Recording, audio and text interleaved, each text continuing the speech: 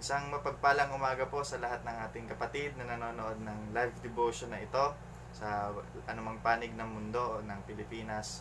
Pagpapala po mula sa Panginoon, at ang live pong ito ay nagmumula sa San Cristobal, Calamba, Laguna, at ako po ay kamanggagawa sa Dora Faith Church, Parian, Distrito An. Tayo po muna umawit sa ating Panginoon. Thank you, Panginoon.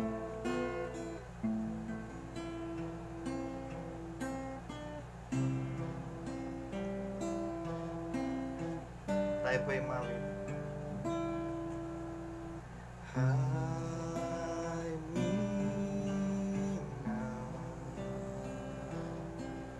under your wings. Cover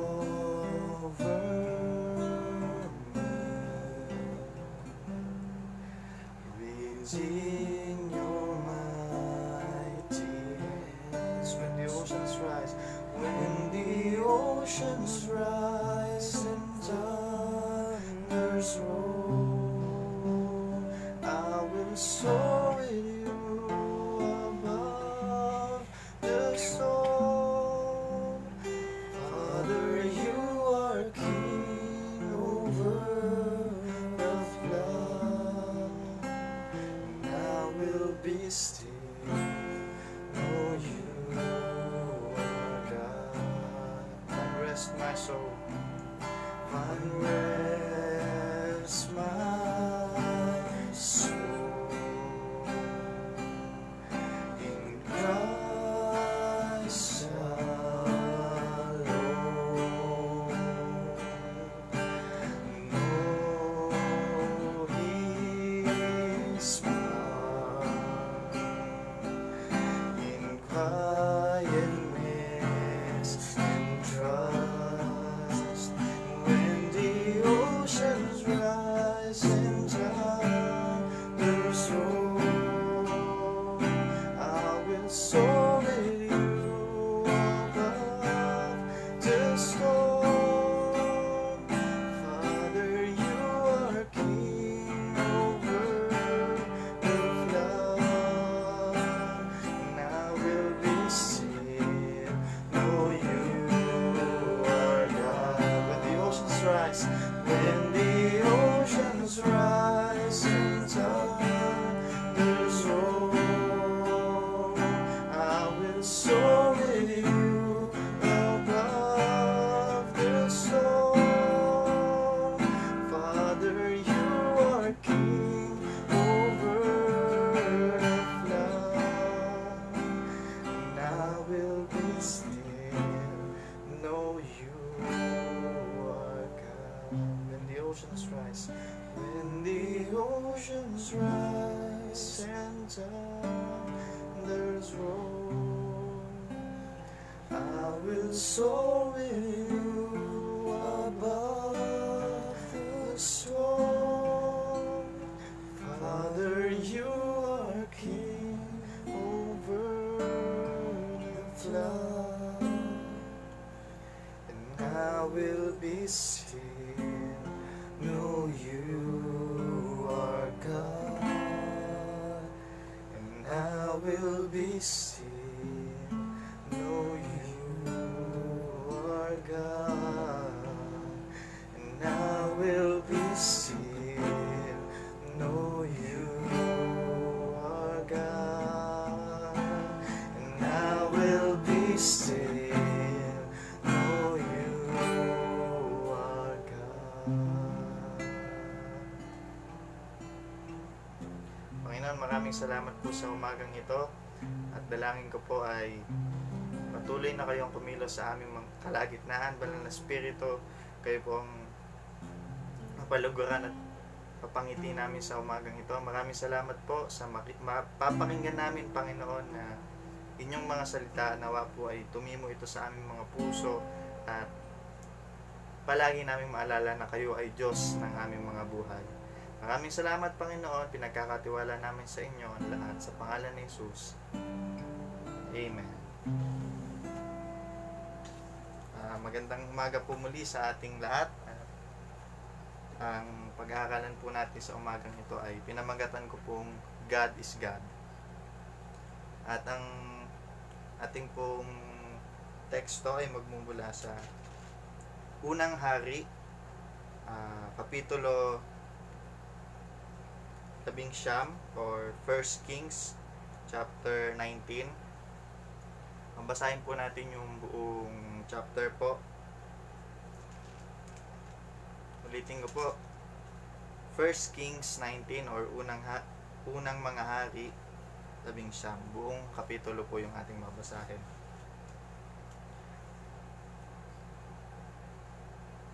Nasumpungan na po ba natin? Kung nasumpungan po natin ay sabay-sabay po nating basahin ito. Unang verse po. At sinaysay ni Acab kay Jezabel ang lahat na ginawa ni Elias at kung paanong kanyang pinatay ng tabak ang lahat ng mga propeta. Nang magkagayoy, nagsugo si Jezabel ng sugo kay Elias na nagsasabi, ganito ang gawin sa akin ng mga Diyos at lalo na kung hindi ko gawin ang buhay mo na gaya ng buhay na isa sa kanila kinabukasan sa may ganitong panahon. Verse 3, at nang makita niya ay bumangon siya at yumaon dahil sa kanyang buhay at naparoon sa Berseba na nauukol sa Huda at iniwan ang kanyang lingkod doon. Verse 4, ngunit siya'y lumakad ng paglalakbay na isang araw sa ilang at naparoon at tumupo sa ilalim ng isang punong kahoy na inebro. At siya'y humiling sa ganang kanya na siya'y mamatay na sana. At nagsabi, sukat na ngayon, O Panginoon, kunin mo ang aking buhay, sapagkat hindi ako mabuti kaysa aking mga magulang.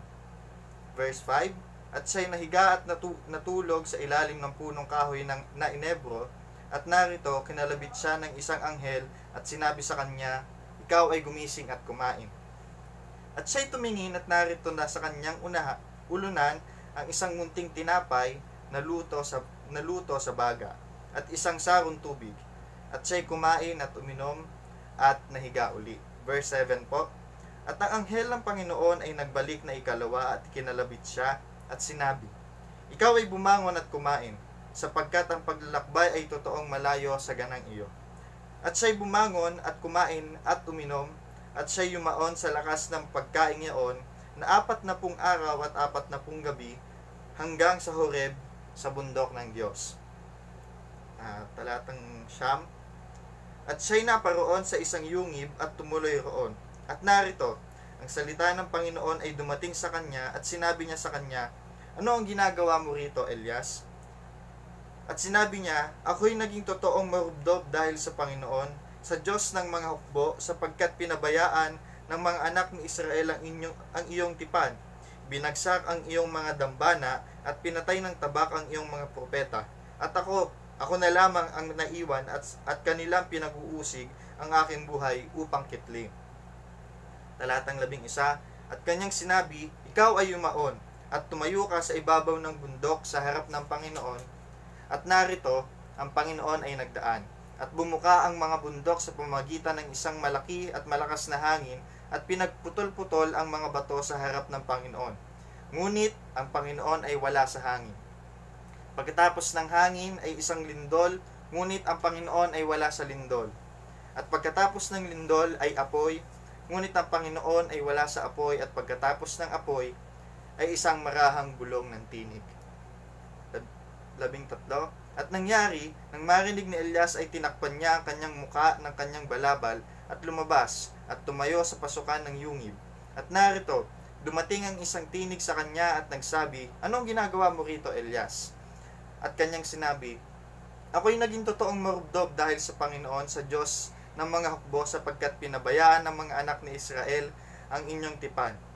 Binagsak ang inyong mga dambana at pinatay ng tabak ang iyong mga propeta, at ako lamang ang naiwan at kanilang pinag-uusig ang buhay ko upang kitling.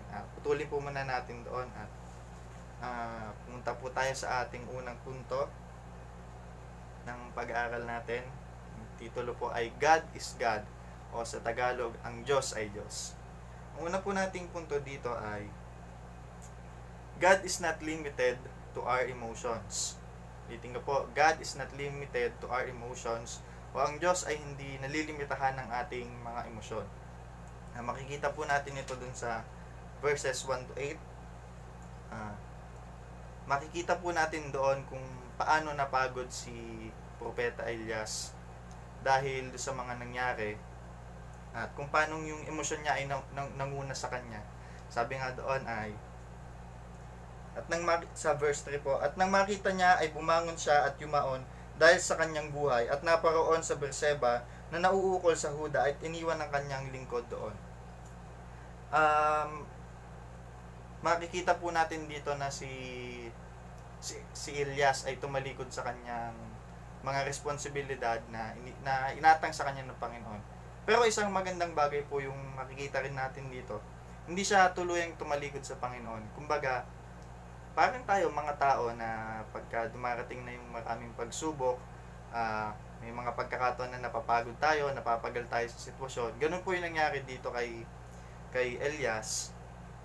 At yun nga, iniwan niya yung kanyang responsibilidad, pero hindi nangangahulugan na umalis siya or tumalikod siya sa ating Panginoon. At napakaganda po na responde ng Panginoon dito, kasi si Elias ay talagang parang bata na ganon, natakot, at siya, yung Panginoon natin ay talagang ama yung naging stand niya dito. Kasi po, makikita po natin dito, kumbaga sa isang bata nag-tantrums ganon, yung parang takot. Naalala ko nung bata po ako, pagka may something wrong o parang natatakot ka, nanay, laging ganun yung ginagawa natin, tawag sa magulang, takbo sa magulang natin. Parang ganito po yung nangyari dito kay Elias. Hindi naman po siya yung talagang tumalikod sa Panginoon. Makikita po natin dito na ang ano pa nga nito, parang nag-ano siya sa Panginoon yung nagpapapansin ganon na, Panginoon, nakikita niyo ba itong nangyayari sa akin? Kasi nga natatakot na siya Kontakin niyo po si Elias ay humarap sa mga yung kay Baal, yung mga propeta ni Baal. Doon hindi siya natakot, ang dami noon, kasi malamang noon panay mga lalaki din doon. Tas kumbaga halang bituka noon, kasi hindi naman niya sa Panginoon kung matripan siyang patay noon. Diba, nung nagpababa siya ng apoy, napahiya. Pwede na siya pagpapatay ng mga yun, di ba? Pero hindi siya natakot doon. Pero dito sa isang trip na to, natakot na siya, kasi hindi dahil sa bigla lang siya natakot doon kay Jezebel, pero dumating na nga sa punto na napagod na siya, ang dami niya na napagdaanan. Tapos nakita niya pa na ganito yung nangyari sa kabila ng lahat ng mga nangyari.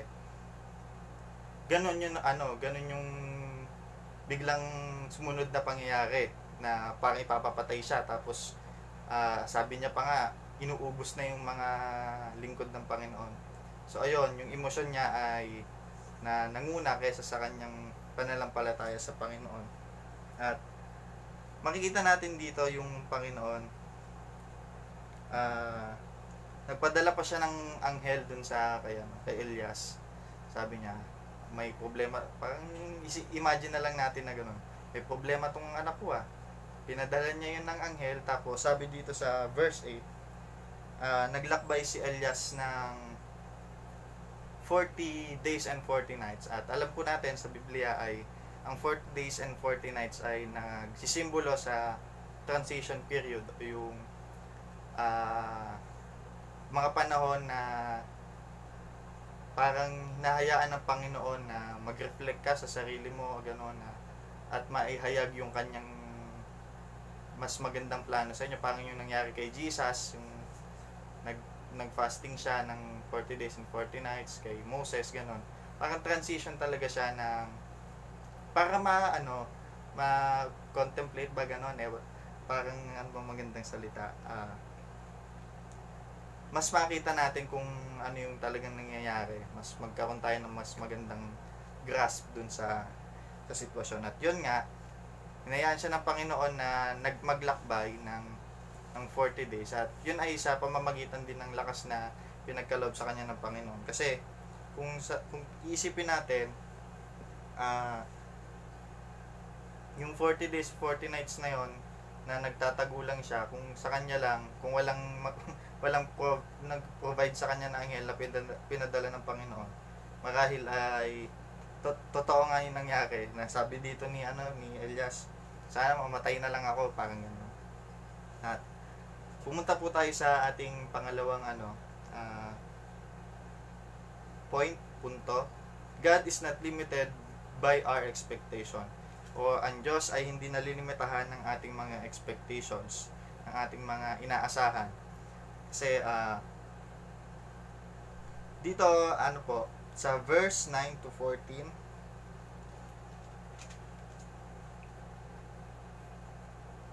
makikita natin dito na nagdando na, tapos na yung paglalakbay ni Elias, na rating niya na yung point or yung pangalan po nun, Horeb, ang bundok ng Diyos. Narating na niya at nandun na kinakausap na siya ng Panginoon.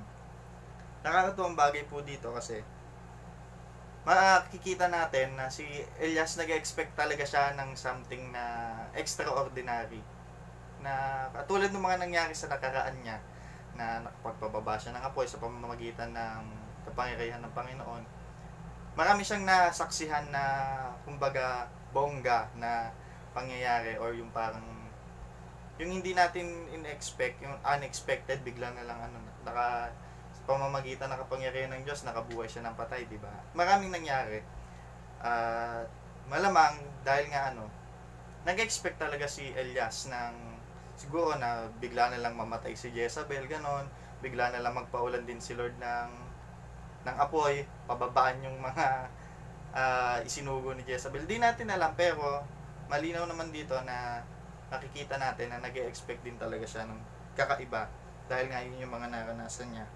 Pero sabi nga nung title natin, God is God. Dito sa part na to, makikita natin na hindi kung ano yung in-expect ni Elias, hindi yun yung nangyari. Kasi dito kinausap siya ng Panginoon, tinanong siya ng unang beses ng Panginoon, bakit ka nandito? Tapos nag-rant, kumbaga nilabas ni Elias yung sama ng loob niya. Sabi ng Panginoon, tumayo siya doon sa taas ng bundok. At doon ay lumindol at lumakas yung hangin, tas may apoy. Pero sa lahat ng yun, wala yung Panginoon. Pero doon sa verse 12, sa bandang dulong part niya, at pagkatapos ng apoy ay isang marahang bulong ng tinig.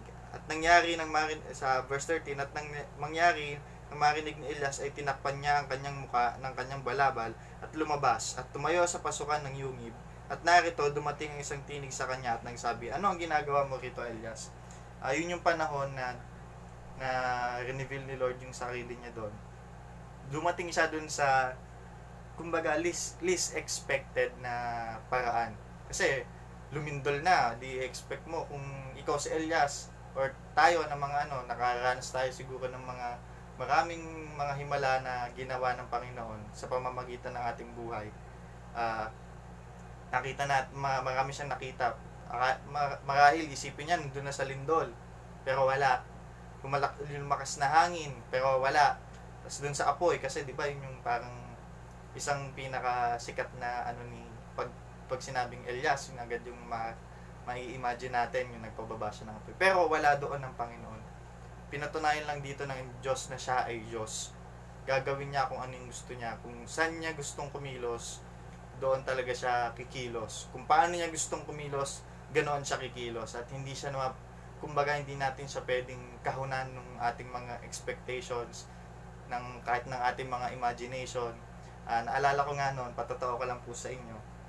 May kilala ko noon na napagtatawanan na lang din naman namin. Natawa din naman siya pag kinukwento niya. Sabi niya, natanda po itong elder namin sa church dati. Sabi niya, kasi nagigipit sila sa pera, nananalangin siya sa Panginoon na sana mapulot siya na bag ng pera, na punong-puno ng pera. Lagi niya daw pong panalangin yun. Parang pero parang nakakatawa na tinatawanan niya na lang din minsan. Pero may mga ganong kaisipan ng mga Kristiyano, pagka parang gusto mong may mangyaring something na extraordinary. Kasi hindi naman dahil sa ganid tayo or parang gusto lang natin ma-experience. Pa rin naman, gusto pa rin natin na parang maipakita or parang gusto natin, ito yung Diyos ko ito yung Diyos ko. Pero sabi nga dito, hindi sa expectations natin kikilos ang Panginoon. Kahit anong mangyari, kahit hindi nakapulot yung elder namin ng bag na puno ng pera, ang Diyos pa rin ay Diyos sa buhay niya.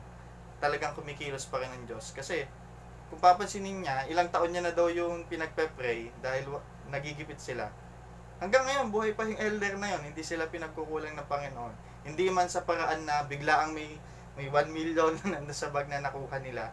Pero araw-araw itinatawid sila ng Panginoon sa mga pangangailangan nila. Dahil yon ang gusto ng Panginoon na paraan ng pagkilos sa buhay nila. Pero may mga kapatid tayo na gano'n, na biglang nabiyayaan ng ganong kalaking pera, ang naghimala. Dahil yun yung gusto ng Panginoon yun yung plano ng Panginoon para sa buhay nila, na ginawa na ng Panginoon yung planong yun at hindi natin mapipigilan yun. Kasi siya nga ay Diyos. Kung ano yung gusto niyang mangyari sa buhay natin, yun ay mangyayari talaga sa buhay natin. At dun pa rin, makikita natin doon na si Elias, sabi niya, parang gusto niya nang mamatay. Pero buti na lang talaga, no, hindi inonor ng Panginoon yung ano niya. Kasi kung ganun, kung namatay siya, hindi niya na-experience yung dinagit siya ng karwahing may apoy. Diba? Parang gusto niya, expected niya, pwede rin gusto niya na matapos na yung paghihirap niya, ganun. Pero alam natin yung nangyari sa dulo ng kanyang buhay. May mas magandang plano yung Panginoon. Kasi, yun nga, ulitin natin, ang Diyos ay Diyos. Yun yung paraan na gusto niya mangyari kay Elias. At isang din po natin dito, na nasain natin mas mapalapit tayo sa Panginoon, kumbaga mas makilala natin siya sa pamamagitan ng pagbabasa ng kanyang salita, kaya yun yung parang paraan para maging isa tayo sa puso ng Panginoon. Kasi may mga pagkakataon, mga baguhan tayong Kristiyano, kumbaga petty reasons yung mga natin, kung walang kabagay-bagay, minsan pag madagim, Lord, wag niyo naman pong paulanin. Pero ayun, expectations natin yun, tapos biglang umulan. Hindi na ba Diyos ang Diyos nun? Diba?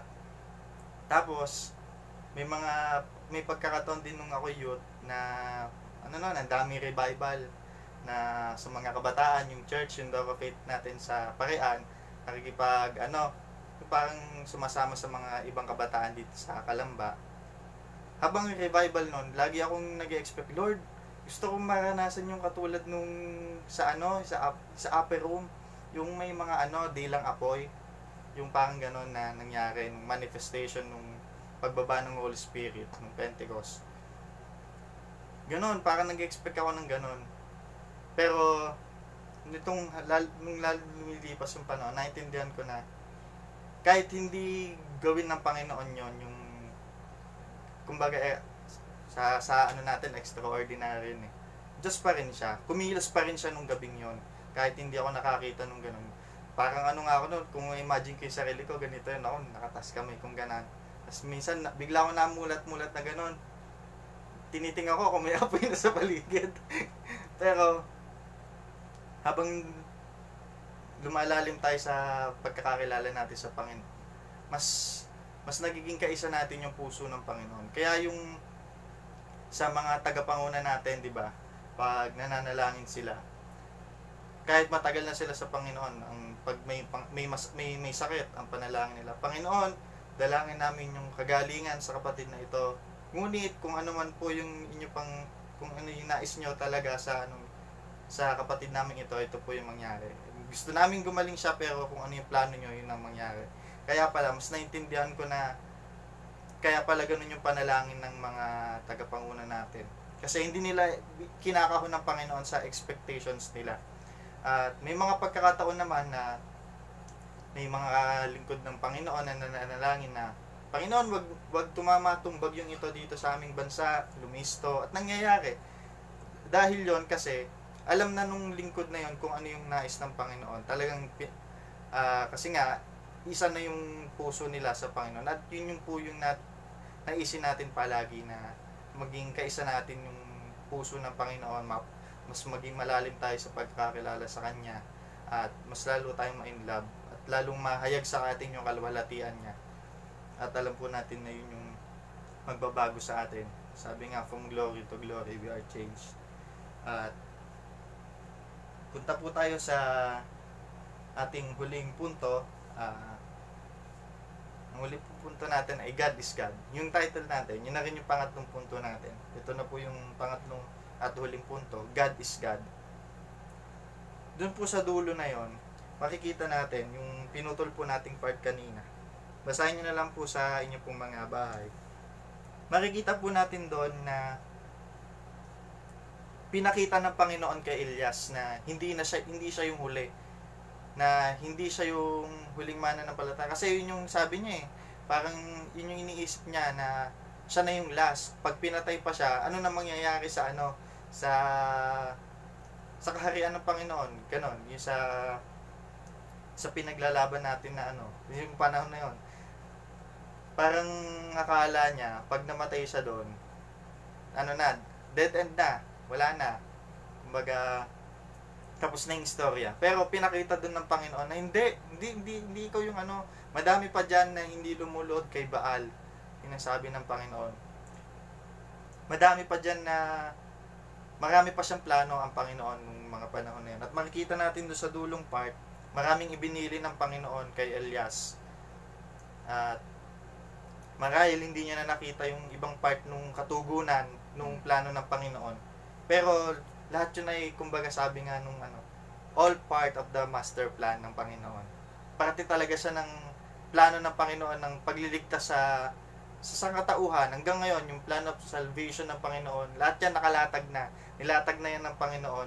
At walang magagawa kung ano man yung emotion mo, yung expectation mo, yung will mo. Hindi mo magagalaw yung plano ng Panginoon dahil siya ay Diyos. Ang Diyos ay Diyos. At ganun nga, kasi kung naputol dun yung ina-expect ni di ba, yung sabi ni Elias, kung naputol na doon nung namatay siya, hindi na natuloy yung yung plano ng Panginoon yung na isisilang sa Israel yung tagapagligtas. Hindi na sana nangyari yon. Pero alam natin na nangyari yon kasi yun ang plano ng Panginoon. At pinakita din doon ng Panginoon na hindi niya iiwan yon yung bansang Israel. Kasi nga, doon yung plano niya yun marahil sa buhay din natin ngayon, marami tayong mga hindi naiintindihan na bagay. Halimbawa, may mga lingkod ng Panginoon na namatay ng ganitong paraan, mga aksidente, namatay sa sakuna, namatay sa matinding sakit, na pinanalangin naman natin, Panginoon, nawa mabubuhay pa tong lingkod na ito. Pero kinukuha yung buhay nila. Sa mga nangyaring bagyo, may mga namatay, may mga nasalanta. Alam natin, may mga kapatid din tayo dong nasalanta, at alam nating nanalangin din sila na nawa, huwag silang masalanta, bago dumating yung bagyo. Pero, ano pa man mangyari, na kahit nasalanta sila o hindi, ang Diyos ay Diyos pa rin sa buhay nila. Yun po yung tatandaan natin. Na hindi nagbabago, na ang Diyos ay may control sa ating buhay. At alam niya kung ano yung ginagawa niya sa ating mga buhay. Minsan, may mga expectation tayo sa sarili natin, or may expectation tayo sa mga kapatid natin, na nawa ito magpastor, Ito, nawa ito magkaroon ng magandang buhay, ganito. Basta yung mga expectations natin sa buhay natin. Pero, may mga pagkakataon na hindi yun yung nangyayari. Iba yung nangyayari, kabaliktaran. Pero alam natin na ang Diyos pa rin ay Diyos ng ating mga buhay. At hindi natin siya pwedeng kulungin dun sa mga inaasahan natin mangyayari. Dahil kung ano yung gusto niya, yun ang nangyayari. At magtatapos po ako dito sa isang ilustrasyon na nagmula din sa Biblia, yung kay Lazaro. Diba nung panahon na mamamatay na si Lazaro, hinihintay nila si Jesus na dumating. Kasi gusto nila na gumaling, Pero hindi, ang nangyari namatay si Lazaro. Na inaasahan nila, syempre, malilay sa buhay, asahan nila gumaling pero namatay. Feeling mo din, kung ako yun ha, dead na wala na. Pero, ang nakita po natin doon, iba yung plano ng Panginoon. Pinakita niya doon na binuhay niya si Lazaro. Pinakita doon ng Panginoon na may kakayanan talaga siya na hindi lang magpagaling kasi alam na nila nung panahon na yun talamak na nun nagpapagaling si Jesus. Pero eto, sabi ng Panginoon, gusto kong ipakita sa inyo na talagang totoo yung pangako ko na kaya kong bumuhay, na yung pangako sa atin ng Panginoon na ikalawang buhay, ganon, sa langit na bayan, na talagang saka yung niya, yung sabi niya na mabubuhay siyang muli, talagang pinakita niya yun na kayang-kaya niyang gawin yan. Sabi nga, all part of the master plan ng Panginoon. Kaya sa buhay po natin, sa mga pagkakataon na nananalangin naman tayo, ginawa naman natin ang lahat, pero taliwas sa nangyari yung pinapanalangin natin. Alam naman natin na ang Diyos ay Diyos pa rin. Makikita naman natin yon sa pagdating ng panahon na talagang may plano ang Panginoon na hindi natin inaasahan. Kahit gaano pa yan kalungkot, gaano man niya kasakit, sige, hayaan ng Panginoon na maranasan natin yan. At yon, hindi rin naman masamang umiyak ka katulad nung nangyari dito kay Elias. Hindi rin masama na maghimutok ka sa Panginoon. Kumbaga parang closeness nila yun ng tatay at anak. Talagang nag-o-open siya sa Panginoon. Pinakita niya yung totoo niyang emosyon. Yun nga yung yung simbolismo nung pangalawang ulit na sumagot si Elias. Na inulit niya lang kung ano yung sinagot niya nung una, yung sinagot niya ng pangalawa. Yun, simbolo po yun na yung time na yun, parang talagang binuhos niya na lahat ng emosyon niya doon. Kung siguro i-imagine natin, noong unang tanong, siguro nakayuko si Elias na malungkot, nagsabi siya yung nasagot niya. Pero yung pangalawang ulit na pinakita na ng Panginoon, anak, nandito na ako. Pero yung pa rin yung sinagot niya, kung i-imagine natin yung pangyayari yun, malamang si Elias, talagang iyak na ng iyak. Lord, ganito kasi nangyari. Parang ganon. Talagang, inopen niya yung emotion niya sa Panginoon. At yun, hindi yung makikita natin isang magandang bagay po dito na kailangan maging open din tayo sa Panginoon kung ano yung nararamdaman natin. Oo, alam niya kung ano yung nangyayari sa atin, pero bilang Ama, gusto niya yung talagang nagsasabi din talaga tayo sa Kanya. At yun yung parang isang paraan na talagang maging isa yung puso natin sa Panginoon. Yun lamang po, tayo po'y manalangin. Panginoon, maraming salamat po sa umagang ito, sa inyo pong tinuro sa bawat isa sa amin. Dalangin po namin na patuloy na kami ay mapalapit, Panginoon, sa inyo at maging isa yung aming puso sa inyo, yung mga pagkakataon, Panginoon, na naguguluhan din kami. Dalangin po namin na bigyan niyo po ng kaaliwan ng bawat isa sa amin, sa mga kapatid namin, Panginoon, na dumaraan sa mga pagsubok. Ipakita niyo po sa kanila, Panginoon, at paalala po sa kanila na kayo po ay Diyos. Maraming salamat po, Panginoon, sa bawat isa na nakikinig, sa mga tagapanguna, Panginoon, sa mga manggagawa, sa lahat, Panginoon, ng nakikinig ng live na ito sa buong mundo, sa mga bawat kapatid namin, Panginoon, sa inyo. Dalangin po namin ay kalakasan at pagpapala na nagmumula sa inyo. At dalangin namin, patuloy niyo po kaming ingatan sa mga panahon na ito na may banta ng mga sakit, ng mga sakuna. Dalangin po namin ay panatilihin niyo po kami ligtas at malakas. At kung hindi man, Panginoon, kung kukunin niyo man ang bawat isa sa amin, kung tatamaan man kami ng sakit, alam po namin na kayo ay Diyos pa rin ng aming mga buhay. At may plano po kayo sa amin. Maraming salamat, Panginoon. Sa inyo po namin pinagkakatiwala ang lahat dahil alam po namin na alam niyo po ang aming hinaharap at yung pinakamainam yung plano niyo para sa amin. Maraming salamat. Ito po ang aming samad dalangin sa pangalan ni Jesus. Amen.